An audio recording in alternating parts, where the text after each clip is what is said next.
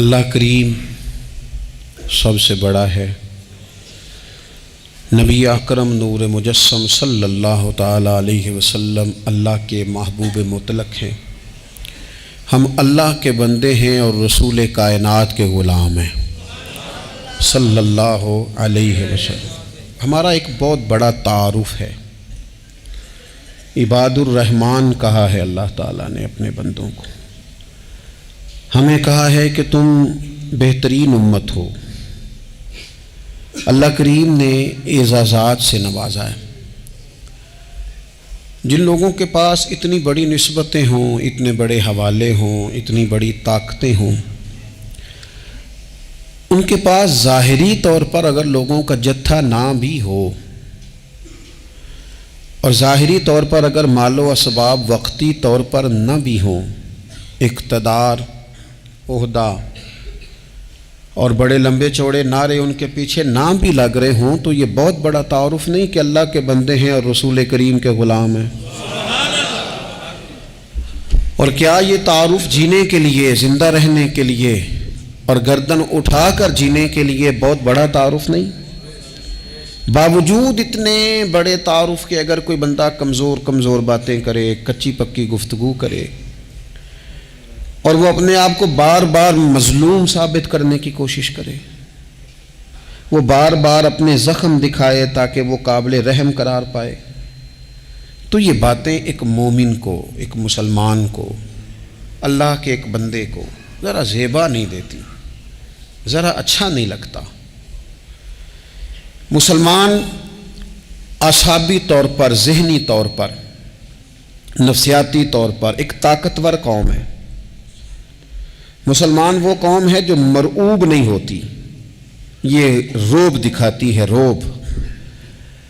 ہم وہ لوگ ہیں کہ جن کے اکابرین سوئے بھی ہوتے تھے نا، سوئے ہوتے تھے حضرت عمر، لیکن ان کو سوئے ہوئے دیکھ کر بھی لوگ کانپا کرتے تھے، اس لیے کہ شیر تو شیر ہی ہوتا ہے نا، وہ سویا ہو تو پھر بھی شیر ہی۔ تو میں کچھ عرصے سے اس کمی کو بڑی شدت سے محسوس کرتا ہوں کہ لوگ، یعنی کوئی شخص بھی ملتا ہے تو وہ اس لہجے میں بات کرتا ہے کہ اسے مظلوم مان لیا جائے، قابل رحم مان لیا جائے، اس کی مدد کی جائے، اس پر توجہ کی جائے۔ یہ مسلمان کی شان نہیں۔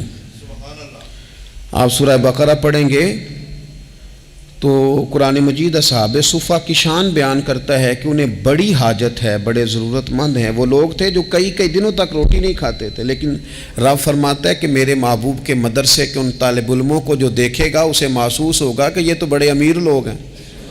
کیوں محسوس ہوگا؟ لا یسألون الناس الحافا، یہ لوگوں سے لپٹ کر سوال نہیں کرتے، کشکول طلب نہیں دراز کرتے، یہ اپنے پردے کو قائم رکھتے ہیں۔ خودداری، عزت نفس، وقار، خودی ہمارے ہاں تیزی سے ان چیزوں کا آج جو ہے وہ یوں محسوس ہوتا جیسے قحط ہو گیا ہے۔ الا ماشاء اللہ، آپ کے زخم دکھانے سے کوئی بھی آپ کا زخم نہیں بھرے گا، بلکہ میں نے تو یہ دیکھا ہے اپنی زندگی میں کہ اچھا بھلے تعلقات چل رہے ہوتے ہیں، آپ کو ذرا ضرورت پڑ جائے تو سامنے والا آنکھیں پھیر لیتا ہے، اسی وقت اس کا ماحول اور اس کے حالات خراب ہو جاتے ہیں۔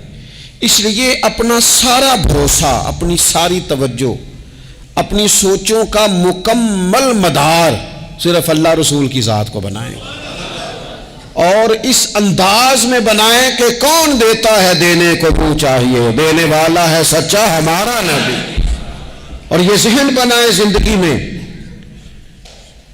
کہ رب رسول کی بارگاہ سے 2 قطرے بھی مل گئے تو دنیا بھی بن جائے گی، آخرت بھی بن جائے گی۔ اس لیے ادھر ادھر دیکھنا تھوڑا کم کریں۔ اور بالخصوص آج اپیل کروں گا، استاد اپنے شاگردوں کو، پیر اپنے مریدوں کو، باپ اپنی اولاد کو بڑی بڑی باتوں کا سبق پڑھائے، بڑی بڑی باتوں کا۔ اقبال نے شکوہ کیا ہے، اقبال کہنے لگے شکایت ہے مجھے یا رب خدا بندان مکتب سے، یہ جو انہیں کہتے ہیں کہ جناب پڑھ جاؤ گے تو روٹی اچھی ملے گی، یہ انہیں کہتے ہیں پڑھ جاؤ گے تو کار میں بیٹھو گے، پڑھ جاؤ گے تو کوٹھی بنا لو گے، یہ کیا سبق پڑھا رہے ہیں بھلا؟ ان کو تو تم بڑے بڑے باتیں بتاؤ، انہیں کہو پڑھو گے تو دنیا میں حضور کے دین کا انقلاب برپا کرو گے، تم ان کہو کہ تم پڑھو گے تو تم ایک پورا ملک چلاؤ گے، تم انقلاب برپا کرو گے، اٹھ باندھ کمر کیوں ڈرتا ہے، پھر دیکھ خدا کیا کرتا ہے۔ اقبال کہنے لگے یہ تم کیا سبق پڑھا رہے ہو کہ روٹی صحیح مل جائے گی، چندہ اکٹھا کرنے کا طریقہ آ جائے گا؟ کہنے لگے شکایت ہے مجھے یا رب خدا وندان مکتب سے، سبق شاہی ہے اور بچوں کو دے رہے ہیں خاک بازی کا۔ اڑنے والی تعلیم تھی اور یہ انہیں رینگنے کا سبق پڑھا رہے ہیں۔ تگڑی تگڑی باتیں بچوں کو سکھاؤ، تگڑی تگڑی، یہ پھر سارے نہ ڈھونڈتے پھریں کہ وہ فلانا جو ہے نا چاچا امیر ہے تو ماموں امیر ہے تو فلانی خالہ باہر ہے تو فلانا ذرا مہربانی، کوئی بھی نہیں مہربانی کرتا۔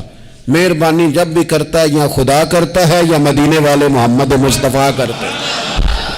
اپنی توجہات کبھی بچوں کو دیکھیں، حضرت لقمان اپنے بیٹے کو کیا کہتے ہیں؟ کہتے ہیں یا بنی اقم الصلاۃ وامر بالمعروف وانہی عن المنکر۔ حضرت لقمان اپنے بیٹے کو سمجھاتے ہیں، کہتے ہیں اے بیٹا نماز قائم کرنا، لوگوں کو بھلائی کا حکم دینا، برائی سے منع کرنا، وَاصْبِرْ عَلَىٰ مَا أَصَابَكَ، اور جب مصیبت پہنچے تو صبر کرنا، ادھر ادھر رونا دھونا نہ کرنا، نماز پڑھنا، بھلائی کا حکم دینا، برائی سے منع کرنا، اور اگر کوئی مصیبت پہنچے تو اس پر صبر کرنا۔ کتنے کام ہو گئے؟ 4۔ ایک نماز پڑھنی ہے، ایک بھلائی کا حکم دینا ہے لوگوں کو، ایک برائی سے، اور اگر کوئی مشکل آئے تو کیا کرنا ہے؟ ان ذالک من عزم الامور۔ فرمایا بیٹا یہ بڑی ہمت والے کام ہیں، ہمت والے کام کرنا، ہمت والے، طاقتیں اپنی قائم رکھنا، کمزور نہ پڑنا، لوگ تمہارے آنسو نہ دیکھیں، کوئی تمہیں تڑپتا نہ دیکھے۔ چھوٹا چھوٹا زخم لے کر لوگ سگنل پہ کھڑے، چھوٹی چھوٹی مجبوریاں لے کر لوگ مانگنے کے لیے دروازوں پر کھڑے ہیں۔ امت مسلمہ کا یہ مزاج نہیں، یہ وقار نہیں، یہ انداز نہیں، ہم تو بانٹنے والے لوگ ہیں۔ چلیں مشکل آ جاتی ہے، زندگی میں ضروریات پڑ جاتی ہیں، قرضہ صحابہ بھی لے لیا کرتے تھے، لیکن یہ جو لہجے آج ہم نے اختیار کر لیے، کمزور ہو جانا، کچا پڑ جانا، غریبی کا رونا، یہ انداز اہل ایمان کا۔ بچوں کو طاقتور ہونا چاہیے۔ میرے نبی کریم صلی اللہ تعالی علیہ وآلہ وسلم نے نا ارشاد فرمایا، ایسا نہیں ہے کہ کوئی بندہ کمزور ہے تو وہ ناپسندیدہ ہے، یہ نہیں فرمایا کہ جو بزدل ہے تو وہ بڑا کوئی کٹا ہوا آدمی ہے، لیکن حضور فرماتے ہیں، صحیح مسلم میں حدیث موجود ہے، حضور فرمانے لگے طاقتور مسلمان نا اللہ کی نظر میں بزدل مسلمان سے زیادہ پیارا ہے۔ طاقتور ہے نا، اس کی شان زیادہ ہے، یہ جو با ہمت ہے، با حوصلہ ہے، جس کے اعصاب مضبوط ہیں، یہ رب کریم کی بارگاہ میں باوقار ہے، اللہ کے حضور اس کی قدر ہے۔ اور حضور علیہ الصلوۃ والسلام صحابہ کو دعائیں سکھایا کرتے تھے، اور تعلیم امت کے لیے خود بھی حضور وہ دعا فرمایا کرتے تھے، کہتے تھے اے اللہ بزدلی سے بچا، کنجوسی سے بچا، اے اللہ اس بڑھاپے سے بچا جو انسان کو بڑا پریشان کر دے۔ حضور دعائیں مانگا کرتے تھے۔ دیکھیں بیمار انسان ہو جاتا ہے، اگر وہ سوچے نا رب کی طرف سے ہے تو پھر بیماری کا لوگ بڑا مزہ لیتے ہیں، کیونکہ جب بندہ بیمار ہوتا ہے تو نفسانی خواہشات ساری ختم ہو جاتی ہیں۔ اور میں اکثر دوستوں سے کہتا ہوں کہ بعض چیزیں ایسی ہیں جو وجد میں لے آتی ہیں بندے کو، اگر وہ غور کرے تو۔ آپ یہ حدیث پاک سنیں، حضور علیہ السلام نے فرمایا بیمار کے ساتھ ضد نہ کرو کہ ضرور کھا، ضد نہ کرو، اس لیے کہ اللہ اسے کھلا بھی دیتا ہے، پلا بھی دیتا ہے۔ اب جب کسی کو پتہ چلے کہ میں بیمار ہوں تو رب مجھے کھلا پلا رہا ہے تو مجھے بتائیے بیماری کتنی پیاری لگے گی، بیماری میں کتنا سرور آئے گا۔ پھر تو انسان ہمیشہ چاہے گا کہ مجھے وہ چیزیں ملیں جو مجھے اللہ تبارک و تعالیٰ کی بارگاہ کے قریب کر دیں۔ دوسری بات یہ ہے کہ میدان میں جب انسان اترتا ہے نا تو اسے ایک بات اپنے ذہن میں رکھنی چاہیے کہ جیت اور ہار یہ اللہ تعالیٰ کے دست قدرت میں ہے، لیکن جب وہ لڑے تو جیتنے کے لیے لڑے۔ ہمارے ہاں نا بہت سارے لوگ لڑنے سے پہلے ہی ہارے ہوئے ہوتے ہیں، میدان میں نکلنے سے پہلے ہی وہ کمزور باتیں کر رہے ہوتے ہیں، ابھی سفر شروع نہیں ہوتا وہ کہہ دیتے ہیں نہیں جناب آپ کی بات تو ٹھیک ہے پر کیسے ہوگا، کیوں کر ہوگا، لوگ تو آج کل چلتے ہی نہیں، بڑے مسئلے خراب ہیں۔ اور پھر کچھ لوگ ایسے ہیں جن کی باتیں سن کر بندے بیک گیئر لگا لیتے ہیں، اور میں نے دیکھا باتیں کرنے والے وہیں رہتے ہیں اور کام کرنے والے کہاں سے کہاں چلے جاتے ہیں۔ یہ یقینی نہیں کہ جیتیں گے، لیکن جب میدان میں اترے نا تو پھر ہمیشہ جیتنے کے لیے اتریں۔ کوشش کریں کہ میں نے اس انداز میں نکلنا ہے کہ میں نے نہ جیتنا ہے۔ حضرت مولا علی شیر خدا کرم اللہ تعالی وجہ الکریم سے کسی بندے نے پوچھا حضور آپ ہر میدان میں کامیاب کیوں رہتے ہیں؟ فرمانے لگے جیت ہار تو رب کریم کے دستے قدرت میں ہے، لیکن جب میں اترتا ہوں نا میدان میں تو میں دشمن دیکھ کے پہلے ہی فیصلہ کر لیتا ہوں کہ میں نے اس کے پیٹ میں خنجر مارنا ہے کہ گلے پہ، میں جیتنے کے لیے میدان میں اترتا ہوں۔ تو آپ دیکھ لینا دیواریں ہلتی رہتی ہیں اور در کانپ جاتا ہے، علی کا نام سن کر اب بھی خیبر کانپ جاتا ہے۔ کیوں کہ کہتے ہیں میں ذہن بنا لیتا ہوں کہ میں اسے کاٹ کے لاؤں گا، میں ڈرتا اور سہمتا ہوا میدان میں نہیں اترتا۔ ذہن ہوتا ہے کہ آج لڑوں گا تو جیتوں گا، آج میں دیکھیں میں کیا کرتا ہوں۔ حوصلہ نہیں پیدا کر پا رہے بچوں میں، کچھ بچے بھی اللہ خیر کرے عزم و ہمت والے لوگوں کے پاس بیٹھتے نہیں، اور دوسرا ہم اپنے بچوں کا کسی کو آئیڈیل بھی نہیں بننے دیتے۔ بچے کسی کا نام لیتے ہیں تو ہم کہتے ہیں پتر چھاڑ پر آؤ، یہ دور ہی نہیں ہے۔ ہم کوئی ایسا ذوق، کوئی مزاج، کوئی طبیعت پیدا ہی نہیں ہونے دیتے۔ کچھ آنے والی نسل کا مزاج ہے کہ وہ اٹھنا نہیں چاہتی، بیٹھنا نہیں چاہتی، چلنا نہیں چاہتی، وہ چاہتی ہے میں لیٹی رہوں، موبائل میرے ہاتھ میں رہے، باقی سارے کام ریموٹ کنٹرول ہو۔ جب انسان دیکھیں نا، ایک ڈاکٹر صاحب کے پاس ایک دفعہ میں گیا تو ایک مریض کو وہ سمجھا رہے تھے، اسے کہہ رہے تھے کہ تو تھوڑی ورزش بھی کیا کر،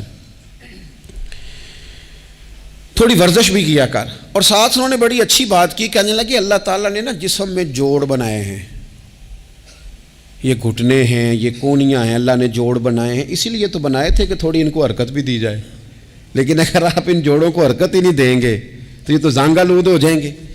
تو کام زندگی میں عزم کے ساتھ، ہمت کے ساتھ، اور سب سے بڑی مضبوطی یہ ہے کہ آپ یہاں سے مضبوط ہوں، آپ اعصابی طور پر مضبوط ہوں۔ یہ جو کمزوری ہے نا، ذہنی کمزوری، میں نہیں پسند کرتا کہ مطلب خواتین بچوں کو اس لیے ڈرائیں کہ بیٹا او ہو بلی آ گئی ہے۔ وہ بلی کیا ہوتی ہے جی؟ لیکن جو خواتین آج بھی بچوں کو بلی سے ڈرائیں گی، اچھا اس کو ڈرا بلی سے رہی ہوتی ہیں اور ساتھ کہہ رہی ہوتی ہیں ماما کا شیر، جی آپ کا شیر بلی سے ڈرتا ہے، یہ اماں کا شیر بلی سے ڈر رہا ہے، آپ نے اس سے بلی سے ڈرا دیا اور نام شیر رکھ دیا ہے۔ یہ کیسا شیر ہے کہ جو بلی آتی ہے تو بھاگ جاتا ہے؟ یہ ماحول مطلب متضاد ہے۔ یہ کاکروچ دیکھ کر چیخیں مارنا نا، یہ برگر فیملی ہونے کی علامت ہے۔ چھپکلی دیکھ کر نا چیخیں مارنا، یہ امیر گھروں کی علامت ہے، پڑھے لکھے لوگوں کی علامت۔ یہ کیا مذاق ہے؟ جو قوم چھپکلی سے ڈرتی ہے، کاکروچ سے ڈرتی ہے، اور جو لوگ کہتے ہیں ہو یہ جناب یہ تو اندر میرے وہ آ گیا ٹوکا تو یہ کھا جائے گا، تو یہ قوم انقلاب برپا کرے گی، یہ میدانوں میں نکلے گی۔ بڑے خوبصورت انداز میں ویڈیو بنا کے تو اس کو شیئر کیا جاتا ہے کہ وہ جی قربانی والے دن بکرا ذبح ہو رہا تھا تو بچہ رو پڑا۔ کیا بات کرتے ہیں آپ؟ یہ جہاد کرے گا بچہ کل کو جو بکرے ذبح ہونے پہ روتا ہے؟ اعصابی مضبوطی ذہنی طور پر مضبوط کب ہوتی ہے؟ جب انسان اخلاقاً مضبوط ہوتا ہے، اس کی طبیعت وزادار ہوتی ہے، اس کا مزاج اسے مضبوط کرتا ہے۔ آپ ایک حدیث دیکھیں، ترمذی میں موجود ہے، حضور علیہ السلام نے فرمایا جب اللہ تعالیٰ نے زمین کو پیدا کیا تو زمین ہلنے لگی، تو اللہ نے پہاڑوں کو میخیں بنا کر، قلعے بنا کر زمین میں لگا دیا تو زمین ٹھہر گئی۔ فرشتے فوراً عرض گزار ہوئے کہ مالک تیری سب سے طاقتور مخلوق یہ پہاڑ ہیں؟ فرمایا نہیں، لوہا جو ہے نا وہ پہاڑوں سے بھی طاقتور ہے، کیونکہ لوہا پہاڑ کو کاٹ دیتا ہے۔ یا اللہ پھر لوہا سب سے طاقتور ہے؟ فرمایا نہیں، آگ اس سے بھی طاقتور ہے۔ کیا آگ سب سے طاقتور ہے؟ تو فرمایا نہیں، پانی بھی ہے۔ کیا پانی طاقتور ہے؟ فرمایا ہوا بھی ہے، جو پانی کا رخ پھیر دیتی ہے۔ مسلمانوں خدا را اس سے بڑا ذوق نہیں ملے گا۔ میں طاقتور ہونے کا طریقہ بتا رہا ہوں۔ ہمارے ہاں لوگ سمجھتے ہیں کہ میں بولتا زیادہ ہوں اس لیے میں طاقتور ہوں، میرے پاس اسلحہ زیادہ اس لیے میں یہ دیکھو حضور نے بتایا طاقتور کون ہوتا ہے۔ یا رسول اللہ پتھر پہاڑ طاقتور ہیں؟ تو فرمایا نہیں، ان پر تو لوہا ہے، لوہا طاقتور ہے، نہیں اس پر تو آگ ہے، آگ طاقتور ہے، نہیں اس پر تو پانی ہے، پانی طاقتور، اس پر تو ہوا ہے۔ تو حضور پھر مہربانی کریں بتائیں طاقتور کون ہے؟ تو یہ دیکھو نا، یہ یاد رکھو نا، یہ کائنات کے سب سے بڑے حکمت والے محبوب کی بات یاد رکھو نا۔ حضور فرمانے لگے سب سے زیادہ طاقتور وہ مومن ہے جو سیدھے ہاتھ سے صدقہ دیتا ہے اور دوسرے کو پتہ بھی نہیں لگنے دیتا۔ اس ہاتھ سے صدقہ دیا اور اس ہاتھ کو پتہ، جس میں یہ اخلاقی طاقت آ جائے نا کہ اللہ کے راستے میں دیکھ کر پھر اسے چھپانا آ جائے، وہ بڑا طاقتور آدمی ہے۔ وہ میں یہ سب سے بڑا طاقتور ہے جس نے اپنے رب سے راز نیاز شروع کر لیے، اللہ کے راستے میں دیتا ہے پھر کسی کو خبر۔ یہ کون سی طاقت ہے؟ یہ روحانی طاقت ہے، یہ اخلاقی طاقت ہے، یہ کردار کی طاقت، یہ سوچوں کی طاقت ہے، یہ آپ کے مزاج کے بلند ہونے کی طاقت ہے۔ لیکن اگر مسجد میں ٹائلیں لگوا کر بھی ایک ٹائل پہ نام لکھوا لیا ہے، اگر کہیں تعاون کر کے بھی کہا میرا ذکر کرو، کوئی خدمت کر کے کہا میرا نام لو، پھر آپ کمزور ہیں، پھر آپ طاقتور نہیں ہیں، پھر آپ نے بزدلوں جیسا کام کیا، پھر آپ نے وہ رنگ اختیار کیا ہے جو شاید آپ کو ذہنی طور پر بڑی کوفت میں مبتلا کر دے۔ تو اعصابی طاقت، اعصابی قوت، آپ دیکھیں حضرت صدیق اکبر رضی اللہ تعالیٰ عنہ، حضور نے تربیت کی تھی نا، میں ذمہ داری سے کہتا ہوں کہ تعصب کی اینک نہ کسی نے پہنی ہو، ورنہ کائنات میں عشق کی داستان ختم ہو جاتی ہے جناب صدیق اکبر پر۔ جو پیار انہوں نے مدینے والے محبوب سے کیا ہے کوئی کر ہی نہیں سکتا۔ اور ہر وقت کی جدائی، ہر وقت کی، یعنی بیٹھے بیٹھے نا حضور کے وصال کے بعد بیٹھے بیٹھے حضرت صدیق اکبر اٹھ کے نا تو ایک رستے پہ چلنا شروع ہو گئے۔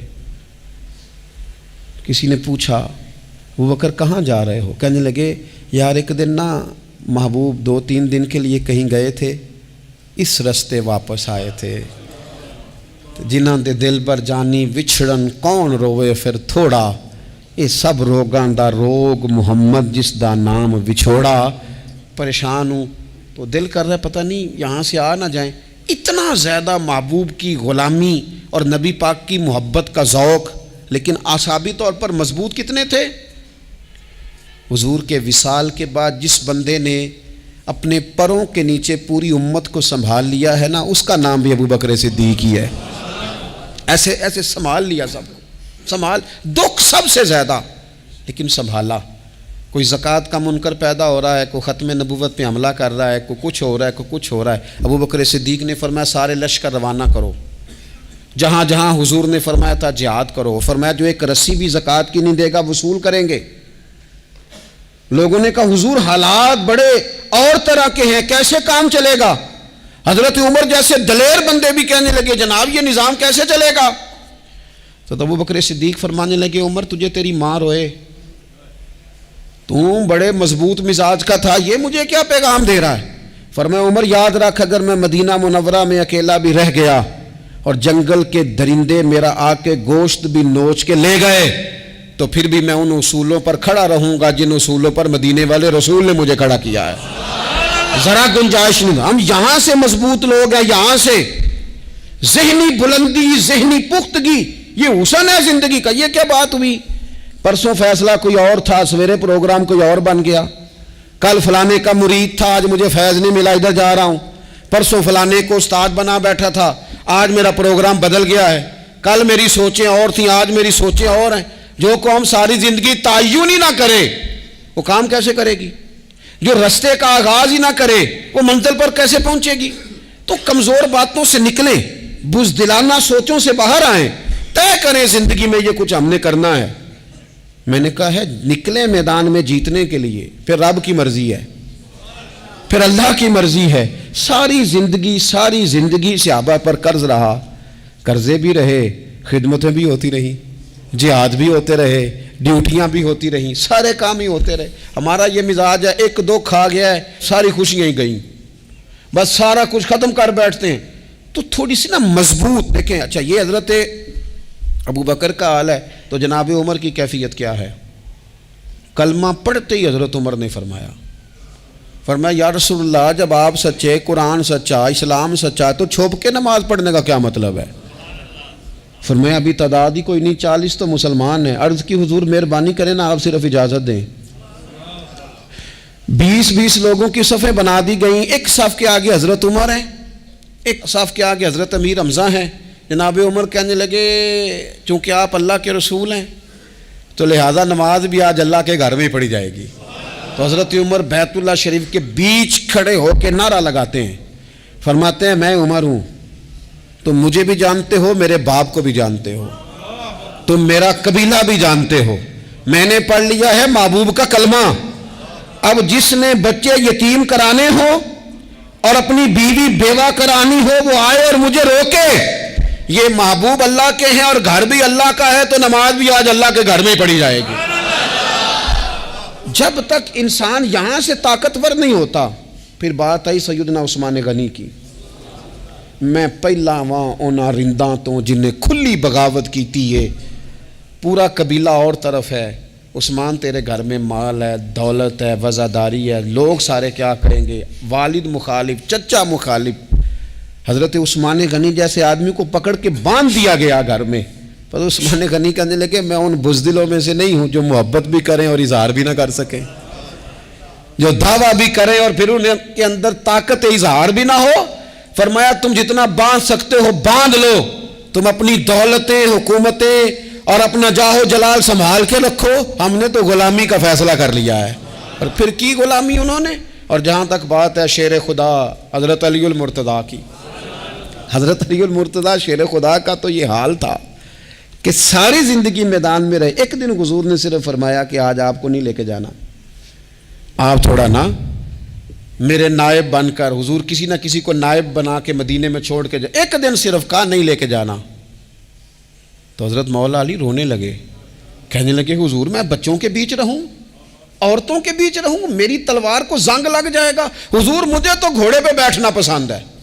اچھا میں آپ کو ایک اور بات بھی عرض کروں, پہلے بھی میں نے کہا تھا پھر کہتا ہوں, کچھ لوگ پڑھے لکھے ہوتے ہیں بہادر نہیں ہوتے. حضرت علی کے علم کا بھی کمال عروج پہ اور بہادری بھی پورے عروج پہ. زندگی نا بہادر لوگوں کی ہوتی ہے.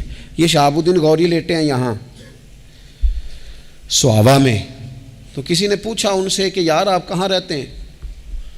کہنے لگے میں گھوڑے کی پشت پہ ہوتا ہوں, ہمارے بچے بڑی سونی فوٹو بناتے ہیں. ان سے پوچھیں آج کل آپ کیا کرتے ہیں, تو کہتے ہیں موبائل چلاتے ہیں. آپ کیا کرتے ہیں؟ فوٹو کھینچتے ہیں. آپ کیا کرتے ہیں؟ کہتے ہیں وہ نا مجھے ایسا عجیب مسئلہ ہے موبائل کا کہ بچوں کی نا مطلب میں کئی دفعہ سوچتا ہوں کہ اگر انہیں کچھ 4 گھنٹے موبائل سے علیحدہ رہنا پڑا نا تو ہو سکتا ہے کہ ان کو ڈاکٹر کو بھی دکھانا پڑ جائے, اتنی کو بری حالت ہو گئی. مجھے ڈھیر سارے دوست کہتے ہیں جی آپ ٹیلی فون پہ ملتے نہیں.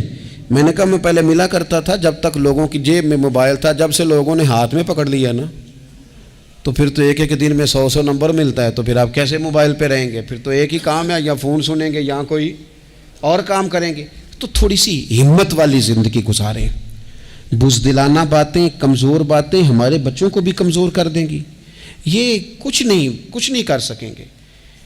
حضرت سیدنا عبداللہ بن زبیر رضی اللہ تعالیٰ عنہ, یہ مدینہ منورہ میں پیدا ہونے والے سب سے پہلے بچے ہیں. حضرت سیدنا ابو بکر صدیق رضی اللہ تعالیٰ عنہ کے نواسے ہیں, حضور کے پھپھو جناب صفیہ کے پوتے ہیں, اور عشرہ مبشرہ صحابی حضرت زبیر بن عوام ان کے بیٹے ہیں. شروع سے ہی بڑے بہادر تھے. ایک دن کچھ بچے گلی میں کھیل رہے تھے تو ایک شخص نے آ کے نا چیخ ماری, ڈرایا, سارے بچے بھاگ گئے. جناب عبداللہ ابن زبیر کہنے لگے کیوں بھاگتے ہو, اب چیخوں سے بھی ڈرو گے؟ واپس آؤ سارے, میں تمہارا امیر ہوں, آؤ ذرا اس پر حملہ کریں. ہم سارے بھاگے اور یہ اکیلا کھڑا رہے. اس پر حملہ کیا, وہ ڈرانے والا خود ڈر کے بھاگ گیا.